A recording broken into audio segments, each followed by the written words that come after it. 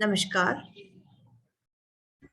आज मैं इस वीडियो में भारत के राज्यों में राज्यपाल के पद को लेकर कुछ प्रश्नों पर चर्चा करूंगी। जैसा कि आप लोगों को विदित है कि भारत में संसदीय शासन व्यवस्था है और संसदीय शासन व्यवस्था में दोहरी कार्यपालिका होती है, एक वास्तविक और एक नाम मात्र की या औपचारिक। और केंद्र में जो वास्तविक कार्यपालिका है वो प्रधानमंत्री और मंत्रिपरिषद के पास है, और जो औपचारिक कार्यपालिका शक्ति है वो राष्ट्रपति के पास है। उसी तरह से राज्यों में भी संसदीय शासन व्यवस्था को अपनाया गया है, और उसी तरह से जिस तरह से केंद्र में राष्ट्रपति का पद है उसी तरह से राज्यों में राज्यपाल का पद है, और औपचारिक कार्यपालिका शक्ति राज्यपाल के पास है, और जो वास्तविक कार्यपालिका शक्ति है वो राज्य के मंत्रिमंडल और मुख्यमंत्री के पास है। तो यहाँ थोड़ा सा अंतर है राष्ट्रपति और राज्यपाल की स्थिति में, कि राज्यपाल की जो स्थिति है वो उनका जो पद है वो दोहरी भूमिका होती है राज्यपाल की। एक तो जो राज्य है उसकी कार्यपालिका के अध्यक्ष के रूप में औपचारिक कार्यपालिका का अध्यक्ष वो होता है, तो उस रूप में उसकी भूमिका अलग होती है। और एक और उसकी भूमिका होती है, वो होती है केंद्र के प्रतिनिधि के रूप में, केंद्र सरकार के एक अभिकर्ता एजेंट के रूप में। तो उस अर्थ में जो राज्यपाल की भूमिका होती है वो थोड़ी सी अलग होती है, और पाया यही गया है कि प्रायः जो राज्यपाल होते हैं वो केंद्र के अभिकर्ता के रूप में अधिक काम करते हैं और राज्य के प्रमुख के रूप में कम काम करते हैं। अभी तक का जो इतिहास है वो यही बता रहा है कि ऐसा अधिकांश तौर पर यही हुआ है कि राज्यपालों ने राज्य के प्रमुख के रूप में कम लेकिन केंद्र के प्रतिनिधि के रूप में अपनी भूमिका अधिक निभाई है। तो राज्यपाल की ये जो भूमिका है उसको लेकर के कुछ सवाल हैं, कुछ मुद्दे हैं जिनकी चर्चा इस वीडियो में की जाएगी। सबसे पहले तो ये देखा जाए कि राज्यपाल की नियुक्ति कैसे होती है। तो राज्यपाल की नियुक्ति के विषय में हमारे संविधान में कहा गया है कि राज्यपाल की नियुक्ति राष्ट्रपति द्वारा की जाएगी, और राज्यपाल राष्ट्रपति के प्रसाद पर्यंत अपने पद पर रहेंगे। इसका मतलब ये है कि राष्ट्रपति राज्यपाल को नियुक्त करेंगे, और वैसे तो 5 वर्ष के लिए उनकी नियुक्ति होती है, लेकिन राज्यपाल को राष्ट्रपति चाहे तो 5 वर्ष से पूर्व भी हटा सकते हैं, और या एक राज्यपाल को किसी अन्य राज्य में स्थानांतरित भी कर सकते हैं, और इस तरह से राष्ट्रपति जैसा चाहे वो कर सकते हैं। लेकिन यहाँ पर ये अंडरस्टूड है कि राष्ट्रपति यानी प्रधानमंत्री और मंत्रिपरिषद जैसा चाहते हैं उस तरह से वो राज्यपालों का फेरबदल कर लेते हैं। अब राज्यपाल की जो नियुक्ति है उसके संबंध में कुछ परंपराएं हैं, कुछ अच्छी परंपराएं हैं, कुछ अस्वस्थ परंपराएं भी हैं। तो उनकी चर्चा हम करें कि पहली बात तो ये कि राज्यपाल की जब नियुक्ति की जाती है तो राज्यपाल के पद पर जिस व्यक्ति को नियुक्त किया जाता है ये देखा जाता है कि वो उस राज्य का न हो, वो किसी दूसरे राज्य का व्यक्ति हो। अब इसके 2 लाभ होते हैं।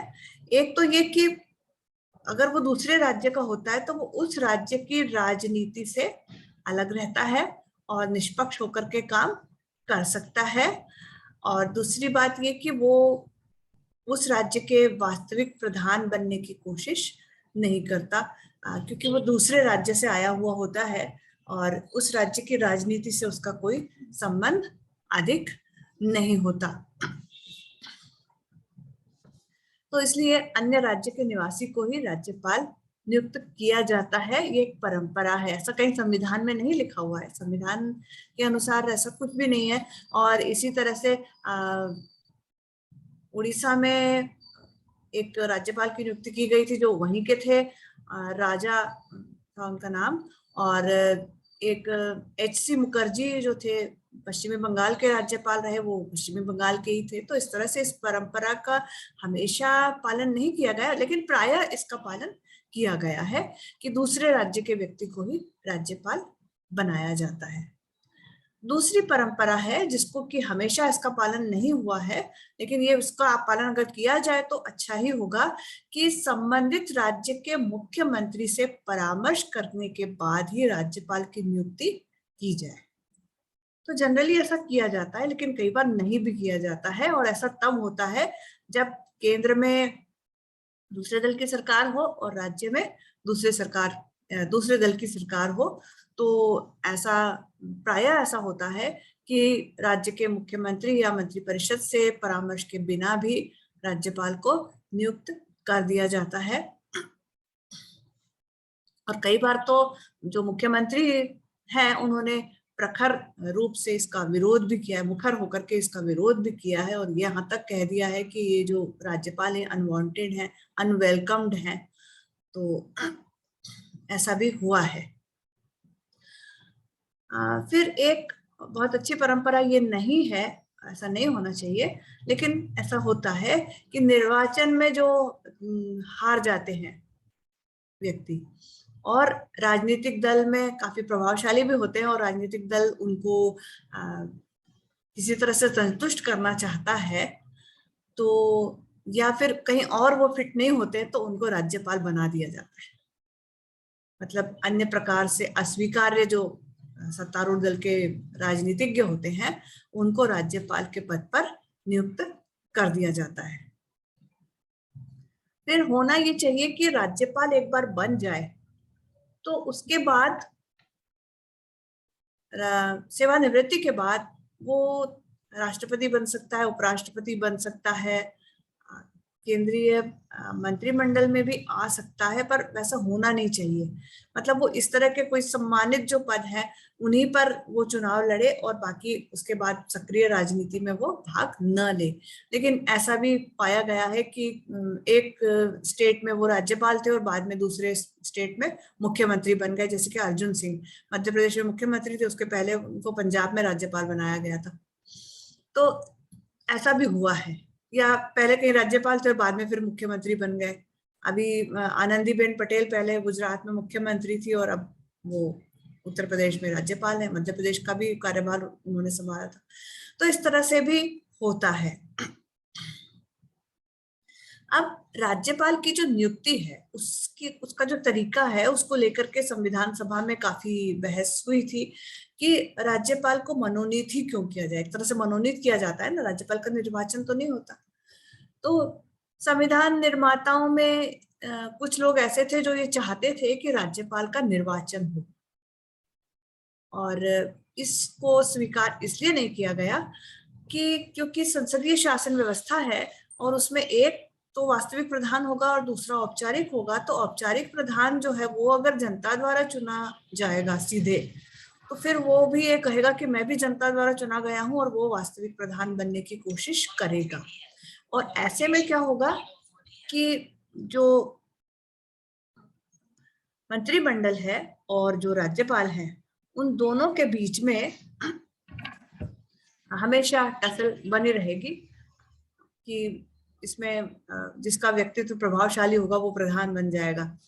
तो इसलिए ये निर्वाचित राज्यपाल वाला जो प्रस्ताव था उसको स्वीकार नहीं किया गया। फिर एक और प्रस्ताव था कि राज्य का विधानमंडल जो है वो राज्यपाल का निर्वाचन करे। तो यहाँ भी यही बात थी कि फिर वो उसी राज्य से लिया जाएगा जनरली, और फिर जो उसको चुन करके भेजेंगे तो 5 वर्ष के लिए ही चुन करके भेजेंगे, और फिर उसके बाद पुनर्निर्वाचित उसको अगर होना है तो वो उनको खुश करने की कोशिश करता रहेगा कि वो उसको चुन करके भेजे हैं तो उनको वो हमेशा संतुष्ट करता रहे ताकि उसका पद भी बना रहे। तो यहाँ भी फिर पक्षपात की बहुत ज्यादा संभावना थी, गुटबाजी की बहुत ज्यादा संभावना थी, इसलिए इस प्रस्ताव को भी स्वीकार नहीं किया गया।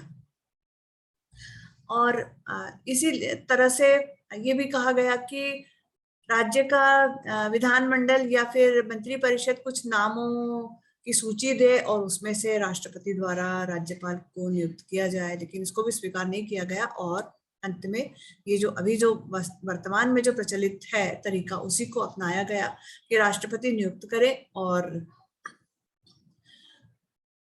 राष्ट्रपति मतलब प्रधानमंत्री और मंत्रिपरिषद के परामर्श से ही उसको नियुक्त करे। लेकिन यहाँ भी यही होता है कि जैसे ही सत्ता परिवर्तन होता है केंद्र में, तो राज्यों में राज्यपालों को परिवर्तित कर दिया जाता है। मतलब सत्तारूढ़ दल जो होता है वो अपने समर्थक व्यक्तियों को ही राज्यों में राज्यपाल के रूप में नियुक्त देखना चाहते हैं। अब हमारा जब संविधान लागू हुआ था, वहां से लेकर के चतुर्थ आम चुनाव तक तो स्थिति ये थी कि केंद्र में भी कांग्रेस की सरकार थी और राज्यों में भी कांग्रेस की सरकार थी। तो राज्यपाल का जो पद था वो ऐसा ऐसा माना जाता था कि ये जो है पांचवा पहिया है गाड़ी का। और पद्मजा नायडू ने तो ये कहा था कि राज्यपाल जो है वो सोने के पिंजरे में बंद एक पक्षी की तरह है। श्री प्रकाश ने भी कहा था कि बस हमको कुछ समय कुछ कागजों पर साइन करना होता है और बस हमारे संवैधानिक कर्तव्य का पालन सिर्फ करना होता है राज्यपाल को। और एच.सी. मुखर्जी तो इतना बोर हो गए इस पद पर आसीन होने के कुछ माह बाद ही उन्होंने पंडित नेहरू से कहना शुरू कर दिया कि अब मुझे वापस बुला लीजिए, मैं इससे प्रसन्न नहीं हूँ। तो उस समय तो स्थिति यही थी कि राज्यपाल जो थे वो अपने संवैधानिक प्रमुख के रूप में ही काम करते रहते थे, राज्य के वैधानिक प्रमुख के रूप में ही काम करते रहे और केंद्र सरकार के प्रतिनिधि के रूप में उनको बहुत ज्यादा भूमिका निभाने का मौका नहीं मिला, क्योंकि केंद्र में भी वही सरकार थी और राज्यों में भी वही सरकार थी। लेकिन चतुर्थ आम चुनाव के बाद स्थितियां बदल गई और राज्यपालों ने केंद्र के प्रतिनिधि के रूप में काम करना ज्यादा शुरू कर दिया। उसका कारण ये था कि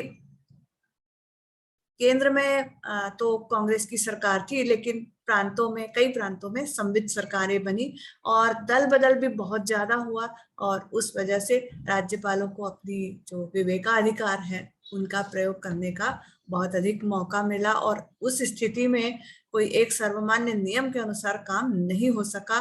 कहीं तो राज्यपालों ने अपने हिसाब से मंत्रियों को, जो मुख्यमंत्री पद के जो उम्मीदवार थे उनको बहुत कम समय दिया बहुमत साबित करने का, कहीं बहुत ज्यादा समय दे दिया और इस तरह से मतलब इसमें ये पाया गया कि राज्यपालों ने पक्षपातपूर्ण रवैया अपनाया। तो अब बात की जाए राज्यपाल की शक्तियों की कि राज्यपाल के पास कौन सी शक्तियां हैं।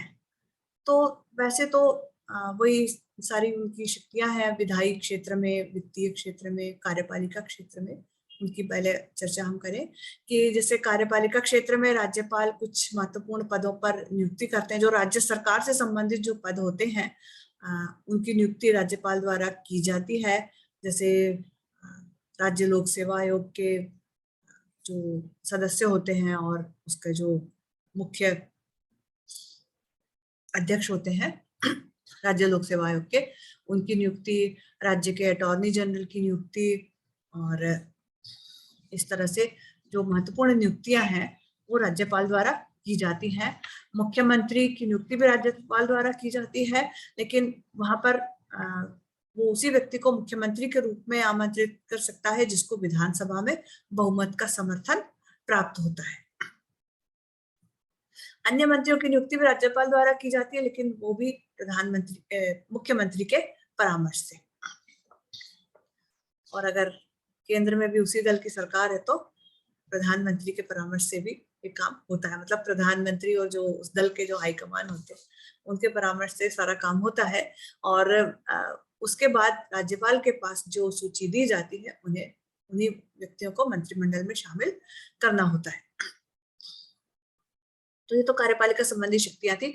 उसमें जो केंद्र सरकार आदेश और निर्देश देती है उनको क्रियान्वित करने के बारे में भी राज्यपाल जो है वो निर्देश दे सकता है राज्य सरकारों को। और राज्य सरकारें जो भी राज्य विधानसभा द्वारा जो भी कानून बनाए जाते हैं उनकी क्रियान्विति जो होती है वो मंत्री परिषद के द्वारा की जाती है, लेकिन राज्यपाल भी उसके लिए अंतिम रूप से उत्तरदायी होते हैं। तो ये तो कार्यपालिका संबंधी शक्तियां थी। जहां तक बात करें विधायी शक्तियों की, तो राज्यपाल को भी राज्य सूची के विषय पर अध्यादेश जारी करने का अधिकार है। अगर विधानसभा का सत्र नहीं चल रहा है और राज्य सूची के किसी विषय पर कानून बनाने की आवश्यकता है, तो राज्यपाल जो है वो अध्यादेश जारी कर सकते हैं, और ये अध्यादेश जो होते हैं वो 6 महीने तक लागू हो सकते हैं मैक्सिमम, लेकिन विधानसभा का अधिवेशन चलने के बाद 6 सप्ताह के अंदर उसको कानून का रूप दिया जाना चाहिए, अन्यथा वो समाप्त हो जाते हैं। फिर विधानसभा का अधिवेशन वैसे तो विधानसभा द्वारा ही बुलाया, मतलब मंत्री परिषद की सलाह से ही बुलाया जाता है, मंत्री परिषद द्वारा बुलाया जाता है, लेकिन विशेष परिस्थिति में राज्यपाल भी विधानसभा का अधिवेशन बुला सकते हैं। अगर मुख्यमंत्री के साथ उनका मतभेद है तो भी वो, अगर मुख्यमंत्री ऐसा लगता है कि वो अपना विश्वास खो चुके हैं, तो राज्यपाल द्वारा विधानसभा का सत्र बुलाया जा सकता है और उसमें मुख्यमंत्री से कहा जा सकता है कि वो अपना विश्वास सिद्ध करें, विश्वास मत को सिद्ध कर दें। तो ये विधायी शक्तियां, विधायी क्षेत्र में एक बहुत महत्वपूर्ण शक्ति राज्यपाल के पास है, वो ये है कि जब विधानसभा द्वारा या जहां पर विधानसभा विधान परिषद दोनों होती है, तो विधानमंडल के द्वारा जब ये विधेयक कोई भी पास कर दिया जाता है, तो राज्यपाल की स्वीकृति के बिना वो कानून नहीं बनता। तो राज्यपाल के पास ये शक्ति है कि वो चाहे तो उस विधेयक को पास कर दे, मतलब उसको उस पर साइन कर दे, उस पर हस्ताक्षर कर दे, तो वो कानून बन जाएगा। अगर वो नहीं चाहे तो वो उसको पुनर्विचार के लिए भी विधानमंडल के पास भेज सकता है। उसके अलावा उसके पास एक और तरीका है, वो उसको राष्ट्रपति की स्वीकृति के लिए सुरक्षित रख सकता है कि भाई जब तक राष्ट्रपति की इस पर स्वीकृति नहीं मिल जाएगी तब तक ये कानून नहीं बन सकेगा। तो ये एक बहुत महत्वपूर्ण शक्ति है और जिसका राज्यपालों ने प्रयोग किया है। तो ये विधायी क्षेत्र में उसकी एक महत्वपूर्ण शक्ति है। फिर वित्तीय क्षेत्र में राज्यपाल जो होते हैं, वित्त विधेयक राज्यपाल की स्वीकृति से ही विधान सभा में पेश किए जा सकते हैं। जिस तरह से राष्ट्रपति की स्वीकृति के बिना लोकसभा में वित्त विधेयक नहीं पेश किया जा सकता, उसी तरह से राज्य में जो राज्यपाल हैं उनकी स्वीकृति के बिना विधेयक पेश नहीं किया जा सकता, वित्त विधेयक। और वित्त विधेयक स्वीकृत होने के बाद, विधानसभा में स्वीकृत होने के बाद राज्यपाल के हस्ताक्षर के बाद ही वो लागू किया जाता है।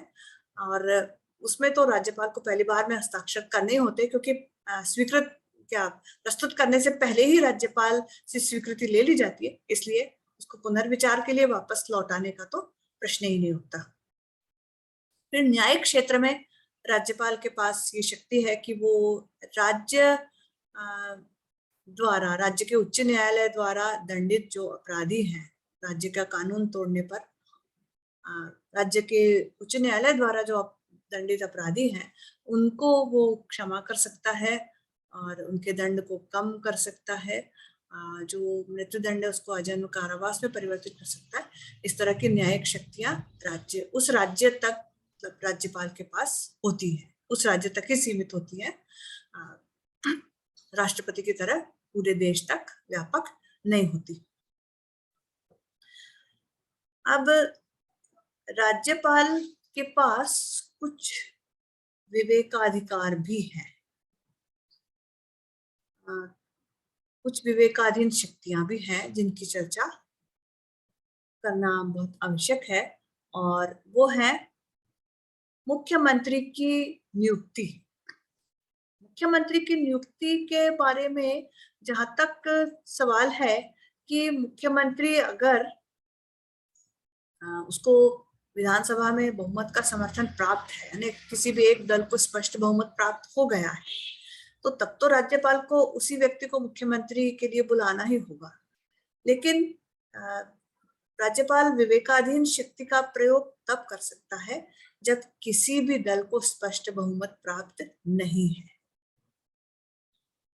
या जो सत्तारूढ़ दल है और उसमें अगर कोई विभाजन हो गया है, तो या उसके किसी घटक दल ने समर्थन वापस ले लिया है, अगर 2-3 दलों की सरकार है और उसमें से किसी एक दल ने समर्थन वापस ले लिया है, तो सत्तारूढ़ दल अगर अल्पमत में आ गया है, तब राज्यपाल अपने विवेक का प्रयोग कर सकते हैं। और ऐसा कई बार विवादपूर्ण स्थितियां निर्मित हुई हैं कि मुख्यमंत्री चाहते थे कि वो विश्वास मत प्रस्तुत करें और उनको जीतने की पूरी उम्मीद थी, लेकिन राज्यपाल ने उनको पद से हटा दिया और नहीं करने दिया उनको विश्वास में। ऐसा चरण सिंह के साथ हो चुका है उत्तर प्रदेश में 1970-71 में। और ऐसे और भी बहुत सारे उदाहरण आपको मिल जाएंगे अगर आप खोजेंगे तो, कि राज्यपालों ने इस तरह से अपने जिस दल के वो थे, अपने दल को ज्यादा फेवर करने के लिए इस तरह से अपनी शक्तियों का गलत प्रयोग भी किया है। मुख्यमंत्री की नियुक्ति के साथ साथ मंत्रिपरिषद या पूरा मतलब मुख्यमंत्री और पूरी मंत्रिपरिषद की बर्खास्तगी, उसको लेकर के भी राज्यपाल के पास कुछ विवेकाधीन शक्तियां हैं और कई बार आलोचना का कारण भी बनी है। जिस तरह से 1992 के बाद, 1993 जनवरी में हिमाचल प्रदेश, मध्य प्रदेश और गुजरात में सरकारों को हटाया गया, तो उसको लेकर के बहुत आलोचना हुई थी कि राज्यपाल का जो ये कदम था वो सही नहीं था। उन्होंने रिपोर्ट भेजी थी केंद्र सरकार के पास कि राज्य में संवैधानिक तंत्र विफल हो चुका है, जबकि जो सरकारें थी वो पर्याप्त बहुमत के साथ चल रही थी और ऐसी कोई स्थितियां नहीं थी। तो ये तो एक उदाहरण था। ऐसे बहुत सारे उदाहरण हैं कि राज्यपालों ने अपनी शक्ति का प्रयोग करते हुए मतलब कई बार सही प्रयोग किया, लेकिन कई बार गलत प्रयोग भी किया है और मंत्रालय को बर्खास्त किया है, मतलब पूरी मंत्रिपरिषद को बर्खास्त किया है। और कई बार तो फिर नए चुनाव करवाए गए हैं और कई बार फिर दूसरे दल की सरकारें गठित की गई हैं। 1984 में 1984 में आंध्र प्रदेश में राज्यपाल ने एन.टी. रामाराव की जो सरकार थी उसको बर्खास्त करके भास्कर राव को समय दिया, 1 महीने का समय दिया कि आप विधानसभा में बहुमत सिद्ध कर दें।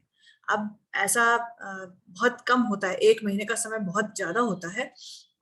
कई बार तो राज्यपालों ने मुख्यमंत्रियों को 2 दिन या 3 दिन का ही समय दिया है, तो उन्होंने उनसे 1 महीने का समय दिया था कि आप बहुमत सिद्ध कर दें। और जबकि जो रामाराव थे, एन.टी. रामाराव, उनको पूर्ण समर्थन प्राप्त था और वो पूरे अपने विधायकों की परेड तक करवाने को तैयार थे राष्ट्रपति के समक्ष। और अंत में 15-20 दिन तक ये नाटक चलता रहा और फिर फाइनली हुआ ये कि भास्कर राव को त्यागपत्र देना पड़ा। विधानसभा का वो फेस करने का तो सवाल ही नहीं उठता और रामाराव की सरकार फिर से बहाल हो गई।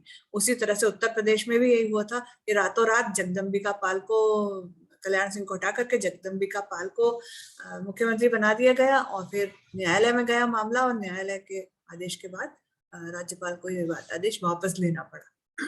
तो इस तरह से कई बार राज्यपालों ने अपने विवेकाधिकार का गलत प्रयोग किया है।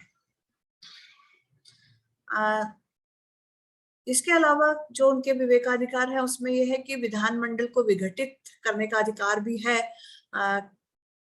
यहाँ पर भी ये है कि क्या मुख्यमंत्री के परामर्श को मानने के लिए राज्यपाल बाध्य है, कि अगर मुख्यमंत्री ने परामर्श दे दिया कि विधानमंडल का विघटन कर दिया जाए, तो क्या राज्यपाल उसको विघटित करने के लिए बाध्य है या नहीं है।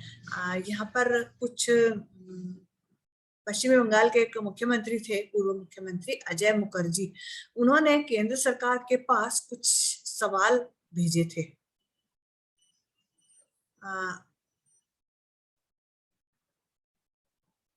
कुछ बहुत विचारणीय प्रश्न थे कि उनका ये कहना था कि इन सवालों पर न्यायालय की सहमति ली जानी चाहिए, सर्वोच्च न्यायालय की सहमति ली जानी चाहिए, और बहुत महत्वपूर्ण सवाल थे, लेकिन केंद्र सरकार द्वारा नहीं लिए गए।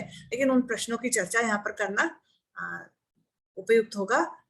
कि पहला प्रश्न ये था कि सर्वोच्च न्यायालय से सलाह ली जाए। उनका ये कहना था कि क्या राज्यपाल विधानमंडल का मत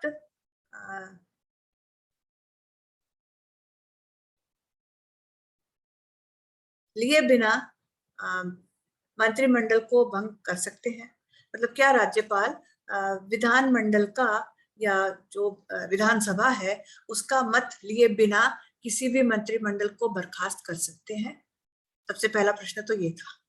फिर क्या वो अपने स्वविवेक से राष्ट्रपति को संदेश भेज सकते हैं कि जो मंत्रिपरिषद है उसको विघटित किया जाए, या मंत्रिपरिषद जो है वो अपना विश्वास खो चुकी है तो वो अपने मन से ऐसा कर सकते हैं क्या? फिर क्या राज्यपाल विधानसभा का अधिवेशन बुलाने के संबंध में दिए हुए जो मुख्यमंत्री का जो परामर्श है उसको अस्वीकार कर सकते हैं? मतलब मंत्रिपरिषद कह रही है कि आप विधानमंडल का अधिवेशन बुलाइए, लेकिन राज्यपाल नहीं बुला रहे हैं, और बल्कि मुख्यमंत्री से ही कह रहे हैं कि आप तो त्यागपत्र दे दीजिए। तो क्या वो ऐसा कर सकते हैं? फिर यदि मंत्री परिषद विधानसभा का अधिवेशन बुलाने के जो राज्यपाल का जो निर्देश है उसका पालन नहीं कर रही है, तो क्या राज्यपाल उसे उस मंत्रिपरिषद को बर्खास्त कर सकते हैं? मतलब अगर मंत्रिपरिषद ने कहा कि अधिवेशन नहीं बुलाना चाहिए और राज्यपाल बुलाना चाहते हैं, तो दोनों के बीच में अगर मतभेद की स्थिति है तो ऐसी स्थिति में राज्यपाल क्या करे? क्या वो मंत्रिमंडल को ही बर्खास्त कर दे? फिर विधानसभा में शक्ति परीक्षण होने तक क्या राज्यपाल चुनाव के जो मंत्रिपरिषद का जो परामर्श है उसको अस्वीकार कर सकते हैं? मतलब विधान सभा में अभी शक्ति परीक्षण हुआ नहीं है, और उसके पहले अगर मुख्यमंत्री कहते हैं कि आप विधानसभा को ही भंग कर दीजिए और नए चुनाव करवाइए, तो क्या इस तरह का परामर्श राज्यपाल मानने के लिए बाध्य है या वो उसको अस्वीकार कर सकते हैं? तो ऐसे कुछ प्रश्न हैं जिन पर अजय मुखर्जी का कहना था कि सर्वोच्च न्यायालय से परामर्श लिया जाना चाहिए, लेकिन केंद्र सरकार द्वारा उनके इस प्रस्ताव को स्वीकार नहीं किया गया। तो राज्यपाल की जो वास्तविक स्थिति है वो यही है कि वो जो वैधानिक प्रमुख है उससे कुछ अधिक अपनी शक्तियों का प्रयोग करते हैं, और ऐसी जो स्थितियां हैं वो इसलिए बनी हैं कि अब हमारा जो संघीय ढांचा है वो वास्तव में संघीय ढांचा बन चुका है। केंद्र में अलग दल की सरकार होती है, राज्य में अलग दल की सरकार होती है। राज्यों में कई क्षेत्रीय दल हैं जो कि उनकी सरकारें हैं, और वो ये चाहते हैं कि उनकी स्वायत्तता बनी रहे, लेकिन केंद्र सरकार जो है वो राज्यपाल के माध्यम से अपनी जो राज्य सरकारें हैं उनको नियंत्रित करना चाहती है, और इस तरह से राज्यपाल का पद जो है वो अभी भी विवाद का विषय बना हुआ है। और कहा यह जाता है कि राज्यपाल को एक ऐसे अंपायर के रूप में काम करना चाहिए जो ये देखे कि जो खेल है वो ठीक तरह से खेला जा रहा है, नियमों के अनुसार खेला जा रहा है या नहीं। तो ये राज्यपाल की भूमिका है, और इसमें राज्यपाल ने जो धारा 356 है उसका जो जिस तरह से प्रयोग किया है उसको लेकर के भी बहुत विवाद हुए हैं। ये कहा जाता है कि राज्यपालों ने केंद्र सरकार के प्रतिनिधि के रूप में केंद्र सरकार जैसा प्रतिवेदन चाहती है उस तरह का प्रतिवेदन भेजा है, और कई राज्यों में जो चलती हुई सरकारें हैं उनको विघटित किया गया और नए चुनाव करवाए गए। ऐसा सबसे पहले बड़े पैमाने पर 1977 में हुआ था। 1977 में जैसे ही केंद्र में जनता पार्टी की सरकार आई, उन्होंने 9 राज्यों की विधानसभाओं को भंग करवा दिया, और नए चुनाव करवाए। उसी तरह से फिर 1980 में वापस कांग्रेस की सरकार आई तो उन्होंने भी वही काम किया। उन्होंने भी उन्हीं 9 राज्यों में जो सरकारें थी उस समय की उनको विधानसभाओं को भंग करके फिर मध्यावधि चुनाव करवाए, जबकि अभी 2 वर्ष का समय और बाकी था, और नए चुनाव करवाए। तो इस तरह से भी कई बार राज्यों में चलती हुई सरकारों को हटा करके राष्ट्रपति शासन लागू किया जाता है, ये कह करके कि राज्य सरकारें जो है वो कानून व्यवस्था को नहीं बनाए रख रही हैं।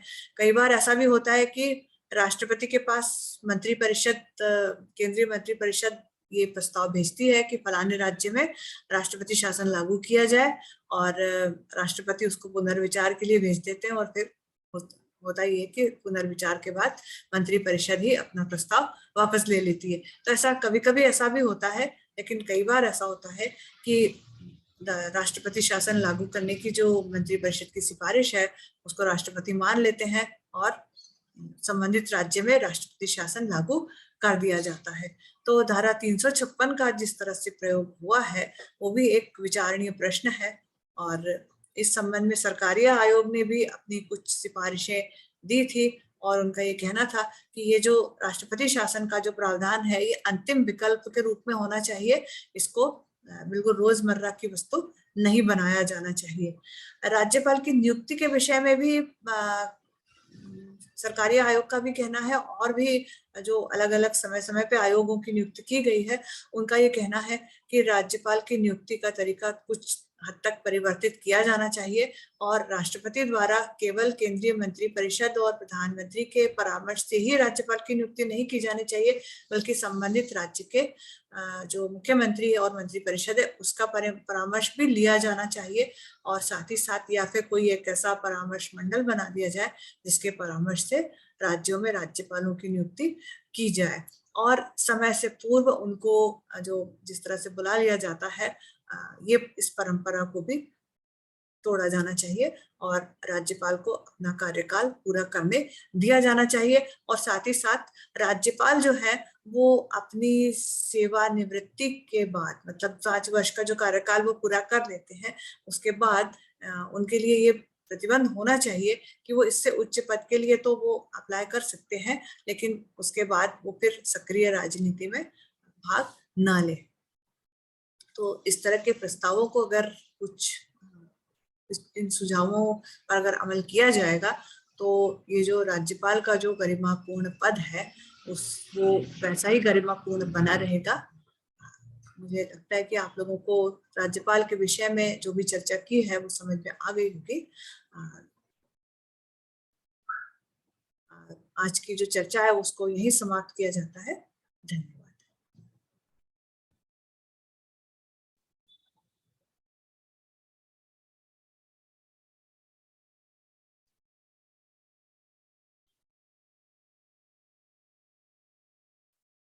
Hold fly.